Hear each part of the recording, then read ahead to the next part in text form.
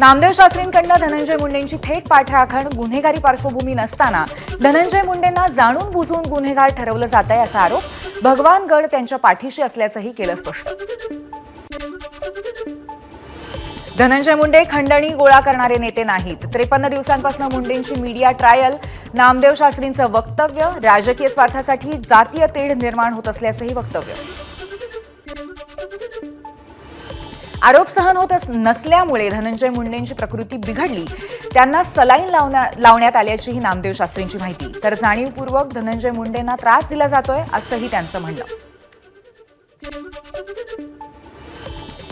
धनंजय मुंडेंची पार्श्वभूमी नामदेव शास्त्रींना माहिती नसेल. अंजली दमानियांची नामदेव शास्त्रींच्या पत्रकार परिषदेवरती प्रतिक्रिया.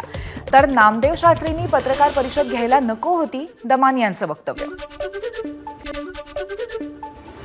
भगवानगडावर जाऊन सर्व कागदपत्र नामदेव शास्त्रींना देणार, अंजली दमानियांची माहिती. येत्या 2 दिवसात आणखी मोठा गौप्यस्फोट करणार, दमानियांचा दावा.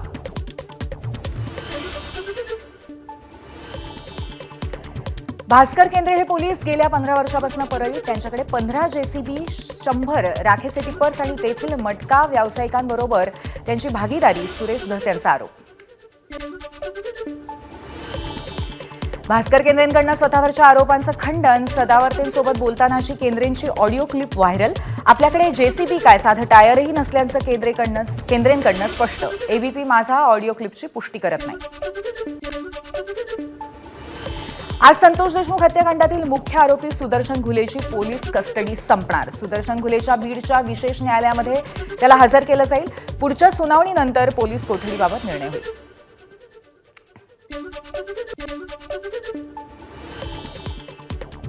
आज मुख्यमंत्री फडणवीसांसह दोन्ही उपमुख्यमंत्री पुण्याच्या विश्व मराठी संमेलनाच्या उद्घाटनासाठी उपस्थित राहतील. तिघे भेटणार असल्यामुळे पालकमंत्रीपदाचा तिढा सुटणार का, असा प्रश्न उपस्थित. नाशिक रायगड सहपालकमंत्रीपद शिवसेनेला देण्याचा प्रस्ताव. मात्र सहपालकमंत्रीपदाचा प्रस्ताव शिवसेनेला अमान्य. पालकमंत्रीपद, सहपालकमंत्रीपदाचा प्रस्ताव यावर आज तोडगा निघण्याची शक्यता.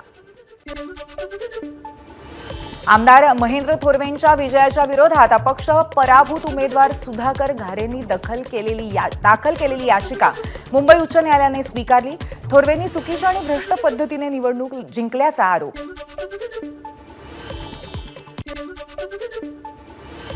उपमुख्यमंत्री एकनाथ शिंदेंचा आज पुरंदर दौरा. शिंदेंची आज पुरंदर तालुक्यातील सासवडमध्ये जाहीर सभा. आजपासून संसदेचं अर्थसंकल्पीय अधिवेशनामध्ये वक्फ दुरुस्ती विधेयकासह 12 आणि 4 नवीन विधेयकं मांडली जाणार. संसदेच्या अर्थसंकल्पीय अधिवेशन 2 भागामध्ये होणार. पहिला भाग 31 जानेवारी ते 13 फेब्रुवारी तर दुसरा भाग 10 मार्च ते 4 एप्रिल. उद्या अर्थमंत्री निर्मला सीतारामन सलग 8व्यांदा अर्थसंकल्प सादर करणार.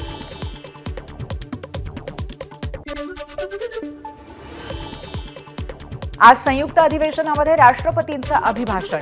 1 फेब्रुवारीला अर्थसंकल्प सादर केला जाईल. भाजप नेते किरीट सोमय्या आज नाशकात. मालेगावचे बांगलादेशी नागरिक या प्रकरणामध्ये जिल्हाधिकाऱ्यांची भेट घेणार. मनोज जरांगेंची उपोषण स्थगित करण्याची घोषणा. मागण्या मान्य न झाल्यास मुंबईला जाणार. आता उपोषण नाही, समोरासमोर लढाई होणार, जरांगेंचा इशारा. ओबीसीच्या वरचं नाही तर ओबीसीतून आरक्षण पाहिजे. सगळे सोयऱ्यांची अंमलबजावणी झालीच पाहिजे, मनोज जरांगेंचं वक्तव्य. मंत्री आणि त्यांच्या पोरांना सोडायचं नाही, जरांगेंचा इशारा. आवडेल तिथे कुठेही प्रवास करा या योजनेसाठी आता वर्षभर एकच दर लागू, असा एसटीचा निर्णय. मात्र तिकीट वाढीनंतर या प्रवास योजनेसाठीच्या पासच्या दरातही वाढ.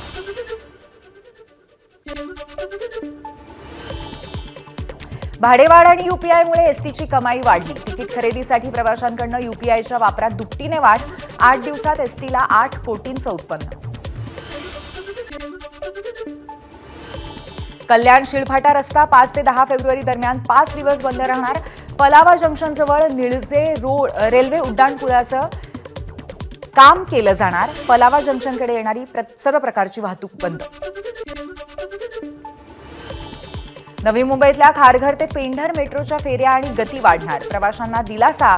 मेट्रोला चांगला प्रतिसाद मिळाल्यामुळे फेऱ्यांमध्ये वाढ करण्याची मागणी केली होती. वाहनाचं नोंदणी प्रमाणपत्र म्हणजे आरसी बुक आणि लायसन्स आता आधार कार्डशी जोडले जातील. ऑनलाईन दंडाची रक्कम चुकवण्यासाठी वेगवेगळ्या युक्ती करत असल्यामुळे कारवाईसाठी निर्णय.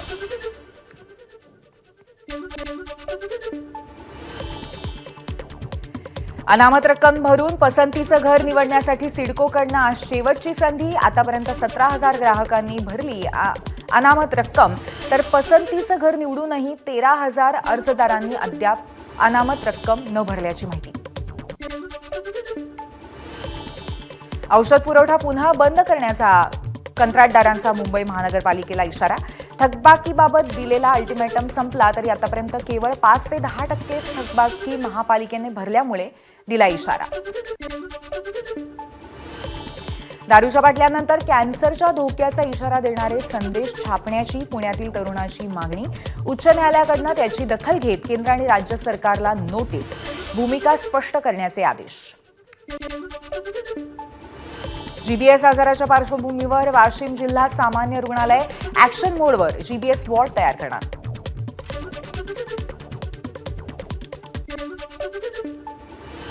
जीबीएस रुग्णांची संख्या वाढू नये यासाठी अकोला प्रशासन सज्ज. मेडिकल कॉलेजमध्ये विशेष वॉर्ड तयार. तज्ज्ञ डॉक्टरांची टीम आणि आवश्यक औषधोपचार उपलब्ध करून देणार.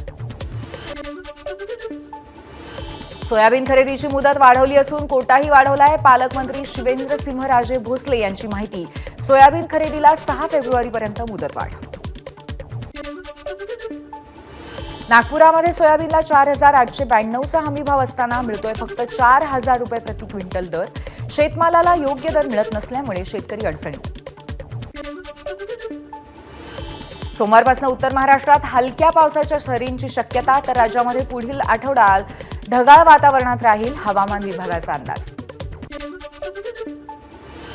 हिंगोलीमध्ये केळीला 2,100 रुपये प्रति क्विंटल दर. केळी उत्पादकांमध्ये समाधानाचं वातावरण. असाच भाव मिळावा अशी शेतकऱ्यांची अपेक्षा. सांगलीतल्या सार्वजनिक बांधकाम विभागातल्या रस्त्यांचं काम करणाऱ्या ठेकेदारांचा सरकारला काम बंद आंदोलनाचा इशारा. मागच्या 6 महिन्यात कोणत्याच कामाचं बिल न मिळाल्यामुळे दिला इशारा.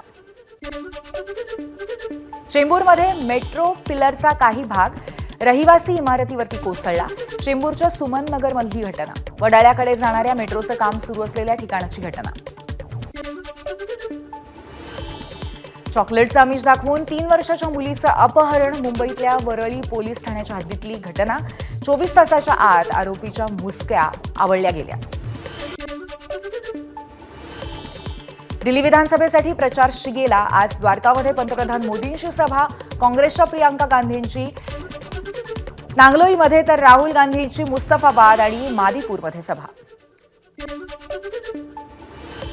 एक देश एक निवडणूक संदर्भामध्ये आज जेपीसीची दुसरी बैठक. नवी दिल्लीतील संसद अनेक्स सी बिल्डिंगच्या मुख्य समिती कक्षामध्ये बैठकीचं आयोजन. 1 नेशन 1 इलेक्शन या 2 विधेयकांची तपासणी करणाऱ्या समितीची बैठक. प्रयागराजला जाणाऱ्या प्रवाशांची गर्दी वाढली.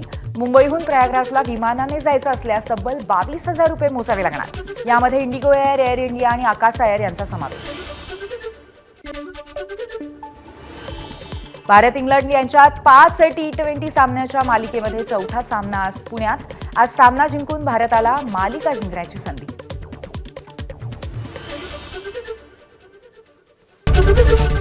एबीपी माझा, उघडा डोळे बघा नीट.